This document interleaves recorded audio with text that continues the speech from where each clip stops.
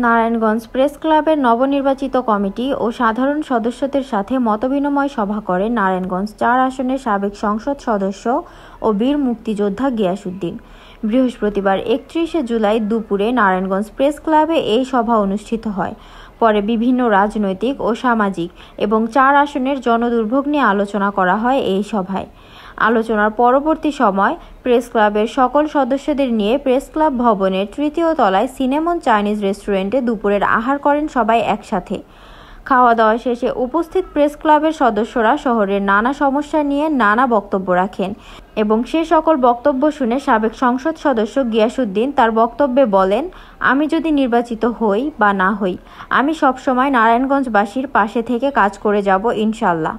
এ সময় সভায় উপস্থিত ছিলেন নারায়ণগঞ্জ প্রেস ক্লাবের সভাপতি আবু সাউদ মাসুদ, সহসভাপতি বিল্লাল হোসেন রবিন, সাধারণ সম্পাদক আফজাল হোসেন পন্টি, যুগ্ম সম্পাদক আহসান সাদিক শাওন, কোষাধ্যক্ষ আনিসুর রহমান জুয়েল, কার্যকরী পরিষদ সদস্য প্রণব কৃষ্ণ রায় এবং ক্লাব সদস্য এম.আর. কামাল, দিলীপ কুমার মণ্ডল ও সাইফুল ইসলাম সায়েম সহ বিএনপির অন্যান্য নেতৃবৃন্দ।